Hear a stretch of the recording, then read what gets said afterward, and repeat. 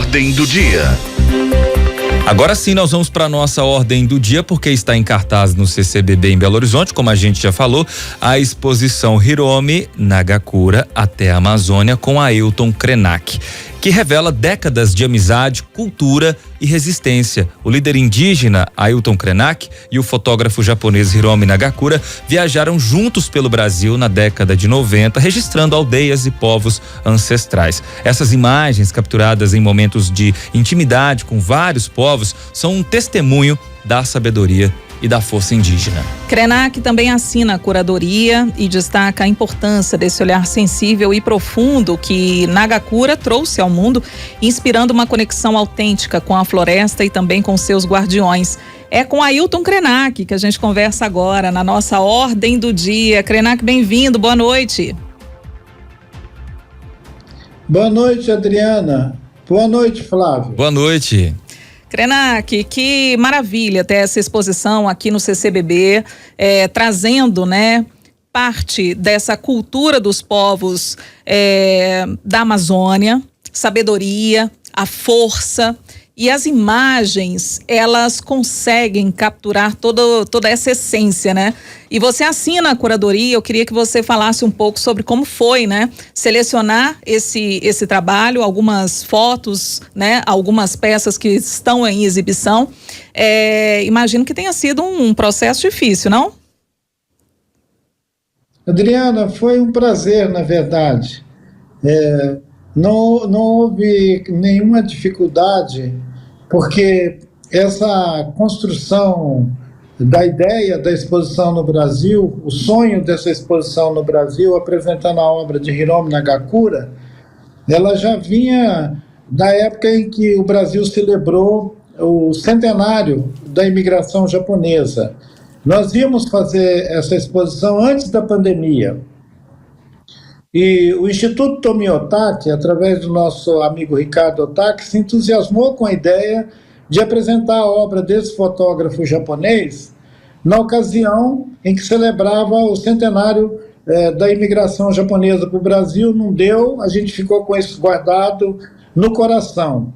E com muita alegria eu pude recepcionar o Hiromi Nagakura no Brasil na estreia dessa exposição, lá no Instituto Tomi Otaki, em São Paulo. A negociação com os patrocínios, com apoio para a itinerância dessa exposição no CCBB Rio, Brasília, e chegar finalmente a Belo Horizonte, foi uma experiência muito rica. Eu tive o privilégio, né, de organizar junto com o Hiromi Nagakura o que ele gostaria de mostrar aqui no Brasil da sua obra. A obra dele é muito extensa, então a gente fez um recorte de 160 imagens que foram ampliadas e adequadas depois aos ambientes da curadoria da exposição no Rio, Brasília e agora em Belo Horizonte. Ela está recebida no CCBB de Belo Horizonte de uma maneira muito boa, muito acolhedora. A gente tem recebido muito público e Nagakura veio a Belo Horizonte para fazer uma espécie assim, de vistoria na instalação da exposição, e parece que ele ficou muito feliz, muito satisfeito com essa visita que ele fez à nossa montagem de Belo Horizonte. E eu espero que a gente ainda tenha muitas visitas. Gostaria, inclusive, que a exposição se estendesse até o período em que a meninada não estivesse mais nas escolas, para a gente ter uma visitação ampla do pessoal que está nas escolas, que frequenta aulas, provavelmente até o final de novembro, né? Muito bom, porque a exposição vai até o dia 30 de novembro, né, Krenak? Que seria realmente interessante que se estendesse, quem sabe, né, é possível, e o CCBB estenda essa exposição até dezembro, né, e vale a pena realmente, até para as escolas, se fosse possível as escolas participassem, né, por meio de excursões também. É uma forma de aprendizado e de contato com essa cultura é sensacional, né, Flávio? Exato. E aí a gente tem que discutir alguns aspectos, porque são imagens muito belas, íntimas até, e eu queria saber, Ailton, primeiro, mais uma vez, boa noite, prazer conversar com você, saiba que é uma oportunidade ímpar da gente poder explorar um pouco mais da sua capacidade, da sua arte, da sua filosofia como um todo aqui nesse programa. Eu queria saber qual que é o impacto, né, pessoal de ver essas imagens, esses registros de tantos anos atrás, agora sendo expostos ao público. Flávio, que bom que você reportou o longo período que separa essa exposição agora no Brasil e as viagens que nós fizemos na década de 90 na Amazônia. Porque foi entre a década de 90 e esse segunda década do século XXI agora, a partir do 2020, que a Amazônia passou pelas maiores transformações na sua paisagem. Por 20 anos, a gente podia considerar que essas imagens fossem atual. Mas quando a gente virou a última década, a Amazônia foi devastada por invasão garimpeira, por uma atividade de mineração ampla acontecendo em várias regiões, afetando várias bacias hidrográficas da Amazônia, rios como o Madeira, o próprio rio Xingu, que recepcionou a inauguração da hidrelétrica de Belo Monte, transtornaram a paisagem amazônica. Altamira, que era um lugar onde viviam ribeirinhos e indígenas, hoje é um pátio imenso de obra de um monumental empreendimento que reúne a hidrelétrica de Belo Monte e uma infraestrutura implantada para atividade de mineração, a Belo Sum. É uma grande corporação que está ocupando uma região que anteriormente estavam essas comunidades aí que aparecem lindamente nas imagens. Os Yanomami, que nós temos uma presença linda dos Yanomami na primeira e segunda sala da exposição, eles foram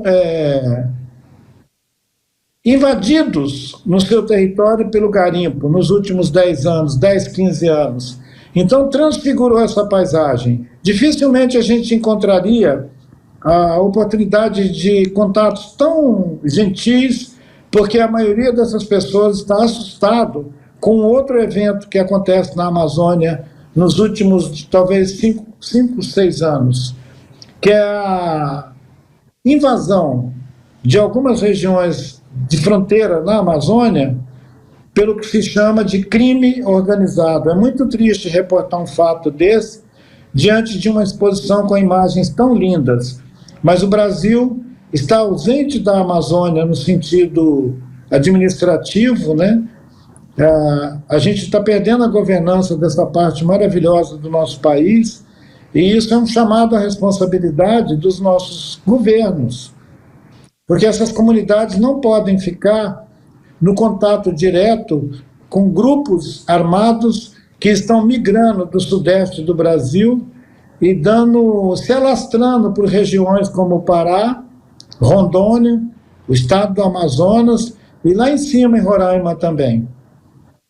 E aproveitando essa questão, né, falando sobre essa declaração sua em relação à governança da Amazônia, nós tivemos a divulgação de um dado hoje que a degradação da Amazônia teve um aumento expressivo nos últimos meses, principalmente agora em setembro, 20 mil quilômetros quadrados de desmatamento, né, por meio de incêndios, enfim. É uma degradação muito grande, preocupa porque é uma área gigantesca, né, da floresta amazônica que coloca em risco também toda uma comunidade, né, Krenak? Adriana, nós temos os eventos climáticos que não pode ser deixado de lado quando a gente fala do que está torcendo a realidade social, socioambiental na Amazônia. Os eventos climáticos, a princípio, eles não podem ser responsabilidade de ninguém de imediato.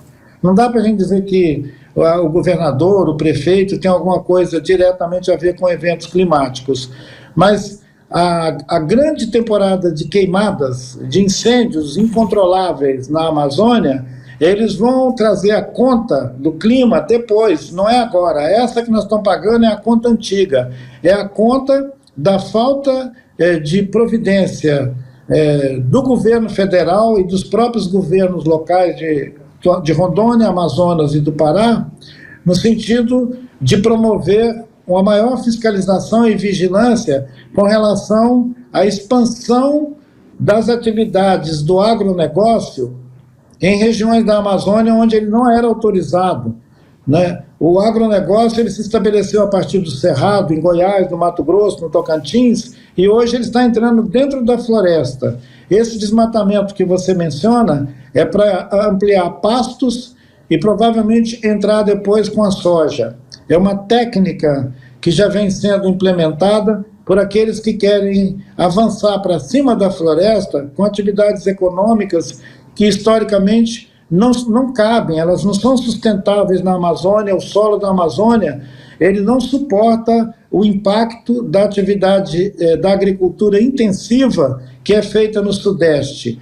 A Embrapa pesquisou muito para entender que o Cerrado podia receber essa atividade do agronegócio, mas a Amazônia, todos os estudos sobre a Amazônia indicam que o solo da Amazônia não suporta, não tem capacidade de regeneração se insistir em extrair do solo uma safra, 2 safras por ano, como fazem no Cerrado.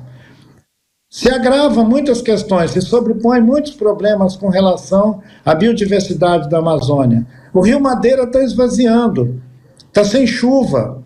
Tem rios no Alto Rio Negro que estão ficando impossíveis de serem navegados. Tem muitas regiões na Amazônia hoje, o transporte lá é fluvial. As pessoas não estão podendo se transportar por essas vias. E ainda existe uma ameaça recente, que é de asfaltar um trecho de estrada, uma BR, que vai de Manaus a Boa Vista. O asfaltamento dessa rodovia, ele pode causar mais impacto e levar mais transtorno para as comunidades que a gente vê nessa linda exposição do Hiromi Nagakura, o equilíbrio, a beleza, a empatia com que essas pessoas receberam as nossas visitas ao longo dos anos de 93, 95 até 97. Então essas imagens registram uma época em que era muito agradável visitar regiões na Amazônia, onde ribeirinhos, indígenas, seringueiros, comunidade extrativista ainda tinham autonomia nas suas comunidades. Hoje eles estão ameaçados. E aí, Ailton, a gente, quando olha para esse seu relato, que é forte, que é comovente, que nos diz que estamos fazendo tudo errado no que diz respeito às políticas de preservação da Amazônia, e eu volto mais uma vez para essa discussão que envolve, por exemplo, o marco temporal das terras indígenas, uma polêmica enorme que continua agora sob júdice do Supremo Tribunal Federal, sem acordo e cada vez mais deixando a Amazônia desprotegida. Existe um caminho diferente que a gente possa seguir para proteger a Amazônia? O que a gente não fez ainda e que pode ser feito para que nós salvemos a floresta que, como você bem disse, está agonizando? Dói o coração afirmar que a gente não vai mais ver a mesma paisagem da Amazônia, mesmo que a gente consiga retomar a governança nessas regiões que eu mencionei, que estão abaladas por presença de disputas entre grupos, garimpo, madeireiros, e uma falta de regulação pelo Estado do que pode e o que não pode. Vamos imaginar que a gente consiga que a sociedade brasileira como um todo e o governo volte a implementar mecanismos de fiscalização e controle, como havia antes da situação crítica que a vida política brasileira viveu com o governo que antecedeu esse. O governo anterior mandou predar a Amazônia e botar fogo. A gente não teria como falar desse assunto sem responsabilizar aquele mandato irresponsável de um governo que dizia que era para abrir a porteira. Eles realmente abriram a porteira. E agora nós temos que administrar o prejuízo dessa porteira aberta. Foi a desregulamentação do IBAMA, do Ministério do Meio Ambiente. Essas agências foram desmanteladas. Houve uma ação deliberada de desmontar os equipamentos que o governo brasileiro tinha, historicamente, constituído para poder criar unidades de conservação, territórios indígenas, proteção. A questão do marco temporal, ela revela que nós ainda estamos andando para trás. O marco temporal ele é inconstitucional, o STF já declarou que isso é inconstitucional, mas mesmo assim o ministro Gilmar Mendes, ele gosta de inventar jabuticabas, e ele inventou essa, de fazer uma espécie de conciliação, mesa de conciliação, entre os interesses dos invasores que ocuparam territórios que é da União. As terras não são propriedade indígena, elas são patrimônio da União, e agora o Gilmar Mendes está arrumando uma maneira de indenizar esses invasores. E hoje de manhã a gente foi surpreendido com uma imagem extremamente ruim de uma tropa de choque apoiando a invasão de uma área, resultado dessa conciliação que o Gilmar Mendes fez no Mato Grosso do Sul, com os nossos indígenas Kaiowá-Guarani sendo, de novo, invadidos, atacados por viaturas policiais, grupos armados e máquinas agrícolas, porque é uma associação entre máquinas agrícolas, viatura de polícia e milícias. Eu disse que são as milícias do agronegócio. Eu acho que eles estão sabotando o governo federal, né? Porque se tem um acordo no STF, volta para o Mato Grosso, e os prefeitos do Mato Grosso e o próprio governador do estado do Mato Grosso negligencia esse compromisso e deixa que aconteça uma invasão imediatamente após ter sido declarado um acordo em torno desse território, me parece que eles estão afrontando ao governo federal. E eu fico lamentando que o governo central não consiga atuar nesses estados. Os estados estão à deriva, fazendo a vontade de governadores que, na maioria das vezes, abusam da Constituição, e me preocupa muito o futuro imediato, o futuro próximo, de regiões como o Pantanal e a Amazônia. E onde entra o Ministério dos Povos Indígenas? Não seria uma forma de interlocução, o Ministério talvez intermediar toda essa discussão ou atuar de uma forma mais firme, né, dentro das questões que envolvem as comunidades indígenas, Ailton? Como é que você vê a atuação do Ministério? Eu vejo o arranjo que o governo Lula fez quando ele criou o Ministério dos Povos Indígenas como uma errância, porque ele tirou essa atribuição que era de identificar e demarcar as terras indígenas, que estava vinculado ao Ministério da Justiça, e devolveu ele a essa nova pasta, que não tinha estrutura e que não tinha experiência para assumir as tarefas que foram atribuídas ao Ministério dos Povos Indígenas.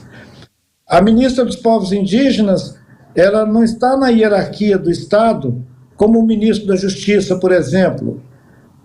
O ministro Lewandowski acabou de assinar a demarcação de 7 terras indígenas no estado de São Paulo, porque ele é o ministro da Justiça. A ministra dos Povos Indígenas, ela acompanha de maneira subsidiária as ações que o Ministério da Justiça e outros ministérios, inclusive a Casa Civil da Presidência da República, têm o poder de executar. Então, tanto a FUNAI quanto o Ministério dos Povos Indígenas, nesse governo, eles estão atuando de forma subsidiária com os outros órgãos do Estado brasileiro. Uhum. Isso é uma pena, porque um ministério ele tem que ter a mesma autoridade, ele tem que estar equipado com os mesmos meios que os três poderes da República compartilham. Você não pode ter ministérios, como foi em outros governos, que o Ministério do Meio Ambiente assistia ao Ministério das Minas e Energia liberar atividades da mineração que resultaram em desastres como esse de Mariana. Mariana é uma vergonha, é inadmissível que a gente esteja falando agora de uma pactuação ou repactuação em que o governo federal e os estados vão ficar com o lucro desse desastre e as comunidades impactadas vão ficar com prejuízo. Isso é uma vergonha. Conversamos, portanto, com Ailton Krenak, que está com essa belíssima exposição aqui em Belo Horizonte, no CCBB, em parceria com o Hiromi Nagakura. Essa exposição vai ficar em cartaz, disponível para visitação até o dia 30 de novembro. Então não perca, você que está acompanhando a FM O Tempo, visite, conheça um pouco da história dos povos indígenas do Brasil, relembre toda essa história para a gente olhar para trás e saber que o que está acontecendo hoje precisa e carece de mudança, né, Adriana? É isso, Flávio, e acrescentando aí o serviço para quem quiser visitar, né, a exposição lá no CCBB, portanto, de quarta-feira até segunda-feira, de 10 da manhã às 10 da noite, ingressos disponíveis, tá, gente, gratuitos na portaria ou então no ccbb.com.br/BH. Ailton Krenak, obrigada, viu, pela participação, sucesso na exposição e que em breve a gente possa se falar novamente. Obrigado a vocês, obrigado ao Tempo News, essa oportunidade. Estão todos convidados à exposição. Estaremos lá, com certeza.